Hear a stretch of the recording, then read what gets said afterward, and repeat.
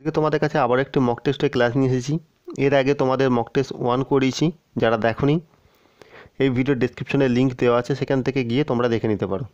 তো প্রথম প্রশ্ন দেখো, একটি বরফের টুকরোর উপর কোনো চাপ পড়লে তার গলনাঙ্কের কী পরিবর্তন হয়? একটি বরফের টুকরোর উপর কোনো চাপ পড়লে তার গলনাঙ্কের কী পরিবর্তন হয়? অপশান এতে আছে দেখো বাড়ে, অপশান বি হচ্ছে কমে, অপশান সি হচ্ছে প্রথমে বাড়ে এবং পরে কমে, অপশান ডি হচ্ছে একই থাকে। এর মধ্যে রাইট অ্যান্সার কী হবে? এর মধ্যে রাইট অ্যান্সার হবে অপশান বি, অর্থাৎ কমে। একটি বরফের টুকরোর ওপর কোনো চাপ পড়লে তার গলনাঙ্ক কি কমে যায়। এরপরে দেখো, ইপিকা কী প্রকার মূলের ধরন? ইপিকা কী প্রকার মূলের ধরন? অপশান এতে আছে মালাকৃতি, অপশান বি হচ্ছে বলীয় মূল, অপশান সি হচ্ছে গুচ্ছিত মূল, অপশান ডি হচ্ছে কন্দাল মূল। এর মধ্যে রাইট অ্যান্সার কী হবে? এর মধ্যে রাইট অ্যান্সার হবে হচ্ছে গুচ্ছিত মূল। গুচ্ছিত মূল হচ্ছে রাইট অ্যান্সার। ইপিকাক হচ্ছে গুচ্ছিত মূল। এরপরে প্রশ্ন দেখো, আলোকবর্ষ কিসের একক? আলোকবর্ষ কিসের একক? অপশান এতে দেখতে পাচ্ছ গ্রহের ভর, অপশান বি হচ্ছে আলোক তরঙ্গ দৈর্ঘ্য, অপশান সি হচ্ছে সময়, অপশান ডি হচ্ছে দূরত্ব। এর মধ্যে রাইট অ্যান্সার কী হবে? রাইট অ্যান্সার হবে অপশান ডি, দূরত্ব। আমরা সকলেই জানি আলোকবর্ষ হচ্ছে দূরত্বের একক, অর্থাৎ। এরপরে প্রশ্ন দেখো, এরপরে প্রশ্ন হচ্ছে ছত্রাকের হাত থেকে খাদ্যশস্যকে রক্ষা করার সহজতর পদ্ধতি কী? ছত্রাকের হাত থেকে খাদ্যশস্যকে রক্ষা করার সহজতর পদ্ধতি কী? অপশান এ দেখো কীটনাশক স্প্রে করা, অপশান বি হচ্ছে সেদ্ধ করা, অপশান সি সূর্যের আলোয় শুকিয়ে নেওয়া, উপরে ডি হচ্ছে উপরে কোনোটিই নয়। এই চারটের মধ্যে রাইট অ্যান্সার কী হবে? এর মধ্যে রাইট অ্যান্সার হবে হচ্ছে সূর্যের আলোয় শুকিয়ে নেওয়া। সূর্যের আলোয় শুকিয়ে নিলে কী হবে? ছত্রাকের হাত থেকে খাদ্যশস্যকে রক্ষা করা যাবে। এটাই হচ্ছে সহজ একটা পদ্ধতি। পরে দেখো, শুষ্ক স্থান বাড়াতে নিচের কোনটি উপযোগী? অপশান এ আছে নাইডোফাইট, অপশান বি হচ্ছে হোলিওফেট, অপশান সি হচ্ছে জেরোফেট, অপশান ডি হচ্ছে সায়োফেট। এর মধ্যে রাইট অ্যান্সার কী হবে? এর মধ্যে রাইট অ্যান্সার হবে জেরোফেট। জেরোফেট হচ্ছে শুষ্ক স্থান বাড়াতে উপযোগী। পরের প্রশ্ন দেখো, পরের প্রশ্ন হচ্ছে তহকিক ই হিন্দ এর রচয়িতা কে? অপশান এ হচ্ছে ডন্ডিক, অপশান বি হচ্ছে বাদায়নী, অপশান সি হচ্ছে ভবভূতি, অপশান ডি হচ্ছে অলবিরুনি। এর মধ্যে রাইট অ্যান্সার কী হবে? আশা করি তোমরা সকলে রাইট অ্যান্সার দিতে পারবে। তহকিক ই হিন্দ রচয়িতা হচ্ছে অলবিরুনি। অলবিরুনি হচ্ছে তহকিক হিন্দের রচয়িতা। পরের প্রশ্ন দেখো, কোন গুপ্ত রাজার আমলে নালন্দা বিশ্ববিদ্যালয় প্রতিষ্ঠা হয়? খুব ইম্পর্টেন্ট প্রশ্ন। কোন গুপ্ত রাজার আমলে নালন্দা বিশ্ববিদ্যালয় প্রতিষ্ঠিত হয়? এর মধ্যে রাইট অ্যান্সার কী হবে? অপশান এতে আছে শ্রীগুপ্ত, অপশান বি দ্বিতীয় Chandragupta, option C Kumaragupta, option D হচ্ছে সমুদ্রগুপ্ত। এর মধ্যে রাইট অ্যান্সার কী হবে? এর মধ্যে রাইট অ্যান্সার হবে অপশান সি, অর্থাৎ হচ্ছে কুমারগুপ্ত। কুমারগুপ্ত হচ্ছে গুপ্ত রাজা এবং এনার আমলে সেই নালন্দা বিশ্ববিদ্যালয় প্রতিষ্ঠা করা হয়। পরের প্রশ্ন দেখো, কোন রাজবংশের সময় ব্রাহ্মণদের নিষ্কর জমি দেওয়ার প্রচলন হয়? কোন রাজবংশের সময়? এখানে অপশান দেখতে পাচ্ছ। অপশান এতে আছে Satavahana, option B Maurya, option C Gupta, option D হচ্ছে চোল। এর মধ্যে রাইট অ্যান্সার কী হবে? অপশান এ, অর্থাৎ সাতবাহন বংশের সময় ব্রাহ্মণদের নিষ্কর জমি দেওয়া প্রচলন ছিল। এর পরের প্রশ্ন দেখো, বিজয়নগর রাজ্যের সবচেয়ে প্রতিভাশালী রাজাকে? বিজয়নগর রাজ্যের সবচেয়ে প্রতিভাশালী রাজা? অপশান এতে আছে দেখো Krishnadeva, option B Kanishka, option C তাঁতিয়া টোপি, অপশান ডি হচ্ছে চালুক্য। এর মধ্যে রাইট অ্যান্সার কী হবে? বিজয়নগর রাজ্যের সবচেয়ে প্রতিভাশালী রাজা। বিজয়নগর রাজ্যের সবচেয়ে প্রতিভাশালী রাজা কে? রাইট অ্যান্সার কী হবে? রাইট অ্যান্সার হবে হচ্ছে কৃষ্ণদেব, অর্থাৎ অপশান এ হচ্ছে রাইট অ্যান্সার। বিজয়নগর রাজ্যের সবচেয়ে প্রতিভাশালী রাজা হচ্ছে কৃষ্ণদেব। পরের প্রশ্ন, পঞ্চশীল কী? খুব ইম্পর্টেন্ট প্রশ্ন। পঞ্চশীল কী? দেখো, অপশান এ 5 জন সন্ন্যাসী, অপশান বি মহাবীরের উপদেশাবলী, অপশান সি গৌতম বুদ্ধের উপদেশাবলী, অপশান ডি উপরে কোনোটিই নয়। এখানে রাইট অ্যান্সার কী হবে? এখানে রাইট অ্যান্সার হবে হচ্ছে গৌতম বুদ্ধের উপদেশাবলী। মনে রাখবে, পঞ্চশীল হচ্ছে গৌতম বুদ্ধের উপদেশাবলী। গৌতম বুদ্ধের উপদেশাবলীকে হচ্ছে পঞ্চশীল বলা হয়। পরের প্রশ্ন, বিখ্যাত পালকির গানের গীতিকার কে? বিখ্যাত পালকির গানের গীতিকার হচ্ছে অপশান এ দেখো সলিল চৌধুরী, অপশান বি হচ্ছে পুলক বন্দ্যোপাধ্যায়, অপশান সি হচ্ছে রবীন্দ্রনাথ ঠাকুর, অপশান ডি সত্যেন্দ্রনাথ দত্ত। এর মধ্যে রাইট অ্যান্সার কী হবে? এর মধ্যে রাইট অ্যান্সার হবে হচ্ছে সত্যেন্দ্রনাথ দত্ত। সত্যেন্দ্রনাথ দত্ত হচ্ছে পালকির গান এর গীতিকার। পরের প্রশ্ন দেখো, বলছে ভারতের রুর বলা হয় কোন অঞ্চলকে? খুব ইম্পর্টেন্ট প্রশ্ন, আশা করি তোমরা সকলেই অ্যান্সার দিতে পারবে। ভারতের রুর অঞ্চল কাকে বলা হয়? অপশান এ দেখো আমেদাবাদ, অপশান বি হচ্ছে Coimbatore, option C Durgapur, option D হচ্ছে ঝাড়খণ্ড। এর মধ্যে রাইট অ্যান্সার কী হবে? ভারতের রুর বলা হয় হচ্ছে দুর্গাপুরকে। দুর্গাপুরকে ভারতের রুর অঞ্চল বলা হয়। পরের প্রশ্ন, মানব শরীরে কোন মৌলটি সবচেয়ে বেশি পাওয়া যায়? অপশান এ দেখো হাইড্রোজেন, অপশান বি হচ্ছে অক্সিজেন, অপশান সি হচ্ছে নাইট্রোজেন, অপশান ডি হচ্ছে কার্বন। এর মধ্যে রাইট অ্যান্সার কী হবে? এখানে রাইট অ্যান্সার হবে হচ্ছে অক্সিজেন, অর্থাৎ অপশান বি হচ্ছে রাইট অ্যান্সার। মানব শরীরে এই অক্সিজেন মৌলটি সবচেয়ে বেশি পাওয়া যায়। শিব সমুদ্রম জলপ্রপাতটি কোন নদীতে দেখা যায়? শিব সমুদ্র জলপ্রপাতটি কোন নদীতে দেখা যায়? অপশান এ দেখো নর্মদা, অপশান বি হচ্ছে Mahanadi, option C Godavari, option D Kaveri. এর মধ্যে রাইট অ্যান্সার কী হবে? এর মধ্যে রাইট অ্যান্সার হবে হচ্ছে কাবেরী, অর্থাৎ কাবেরী হচ্ছে শিব সমুদ্র জলপ্রপাত, অর্থাৎ এই কাবেরী নদীতেই হচ্ছে শিব সমুদ্র জলপ্রপাত দেখা যায়। পরের প্রশ্ন দেখো, বিশ্ব ব্রেইল দিবস কবে পালিত হয়? বিশ্ব ব্রেইল দিবস খুব ইম্পর্টেন্ট প্রশ্ন, আর তোমাদের পরীক্ষায় দিবস আসবেই, দিবস ছাড়া প্রশ্ন হবে না, যেখানে তোমাদের একটি থেকে দুটো ম্যাক্সিমাম হচ্ছে দুটো কোশ্চেন এসে থাকে, দেখা গেছে সব জায়গাতেই। বিশ্ব ব্রেইল দিবস কবে পালিত হয়? অপশান এ দেখো 30শে এপ্রিল, অপশান বি হচ্ছে 3ই জুলাই, অপশান সি হচ্ছে 5ই অক্টোবর, আর অপশান ডি হচ্ছে 2রা জানুয়ারি। এর মধ্যে রাইট অ্যান্সার কী হবে?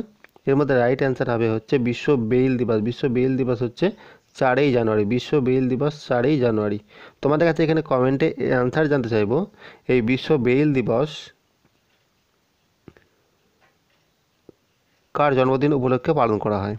বিশ্ব ব্রেইল দিবস কার জন্মদিন উপলক্ষে পালন করা হয়?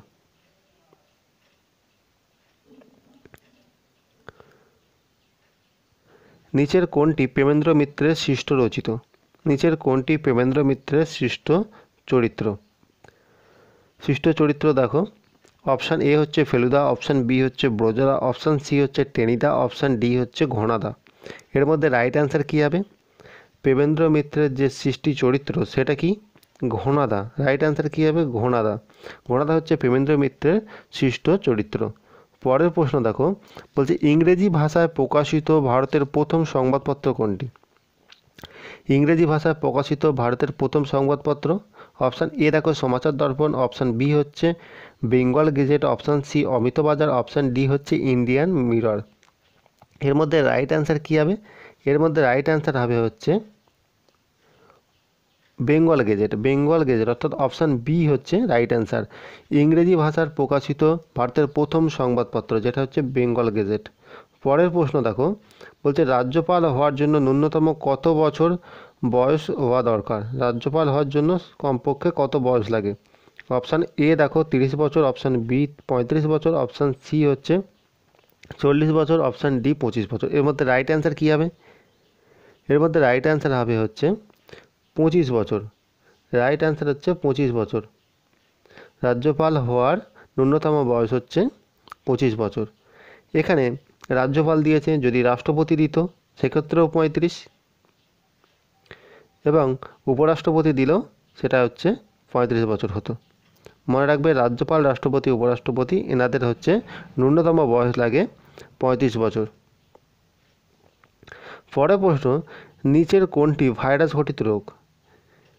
অর্থাৎ এই যে অপশানগুলি দেওয়া আছে এদের মধ্যে ভাইরাস ঘটিত রোগ কোনটি? অপশান এ দেখো কলেরা, অপশান বি হচ্ছে কুষ্ঠ, অপশান সি হচ্ছে টাইফয়েড, অপশান ডি হচ্ছে পোলিও। এর মধ্যে রাইট অ্যান্সার কী হবে? এর মধ্যে রাইট অ্যান্সার হবে হচ্ছে পোলিও। পোলিও হচ্ছে একটি ভাইরাস ঘটিত রোগ। পোলিও হচ্ছে কি? একটি ভাইরাস ঘটিত রোগ। পরের প্রশ্ন দেখো, ক্রেন কোন শ্রেণীর লিভার? মালতোলার যে ক্রেন সেটি কোন শ্রেণীর লিভার? অপশান এ দেখো তৃতীয়, অপশান বি হচ্ছে দ্বিতীয়, অপশান এ হচ্ছে প্রথম, অপশান সি হচ্ছে প্রথম, আর অপশান ডি হচ্ছে কোনোটি সঠিক নয়। এদের মধ্যে রাইট অ্যান্সার কী হবে? 20 রাইট অ্যান্সার দেখো, এর মধ্যে কী হবে?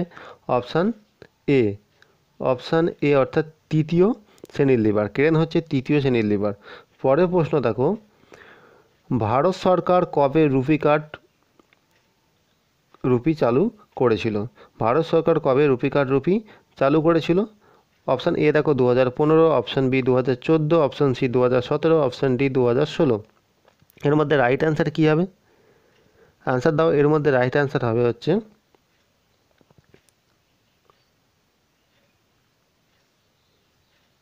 2014। ভারত সরকার রুপি কার্ড চালু করেছিল হচ্ছে 2014 সালে। পরের প্রশ্ন দেখো,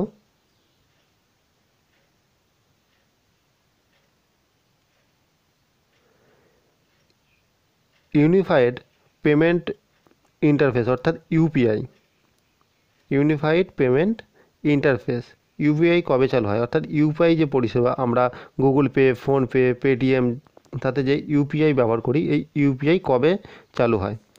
অপশান এতে দেখো 2015, option B 2016, option C 2014, option D হচ্ছে 2017।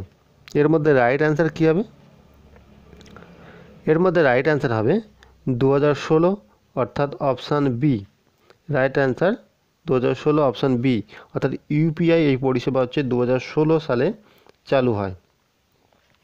তোমাদের আগের দিন একটা প্রশ্ন করেছিলাম, সেম একটি প্রশ্ন ছিল যে আধার কার্ড পরিষেবা ইউআইডিআইএ, যেখানে ওটা কবে চালু করা হয়? তোমরা দেখেছো আগের দিন ওই প্রশ্নটি ছিল। আর আজকে সেম একই টাইপের একটি প্রশ্ন রয়েছে যেখানে বলা হয়েছে ইউপিআই পরিষেবা কবে চালু করা হয়। কোশ্চেন একই মডারেটে রাখার চেষ্টা করছি, আশা করি তোমাদের এখান থেকে খুবই হেল্প হবে। আর কোশ্চেনের টাইপ কিন্তু এরকমই কোশ্চেন আসবে, অন্যরকম কোশ্চেন যেটা ভাবছো খুব ইজি আসবে, কিন্তু না, কোশ্চেন মডারেটই হবে। পরের প্রশ্ন দেখো, ভারতীয় রিজার্ভ ব্যাঙ্ক দৃষ্টি প্রতিবন্ধীদের অর্থাৎ দৃষ্টিহীন যেসব প্রতিবন্ধী রয়েছে তাদের মুদ্রা নোট চিহ্নিত করার জন্য কোন অ্যাপ চালু করেছে? ভারতীয় রিজার্ভ ব্যাঙ্ক দৃষ্টিহীন প্রতিবন্ধীদের জন্য নোট চিহ্নিত করার জন্য কোন অ্যাপ চালু করেছে? তোমাদের জন্য খুব ইম্পর্টেন্ট কারেন্ট অ্যাফেয়ার্স দেখতে পাচ্ছ এগুলি।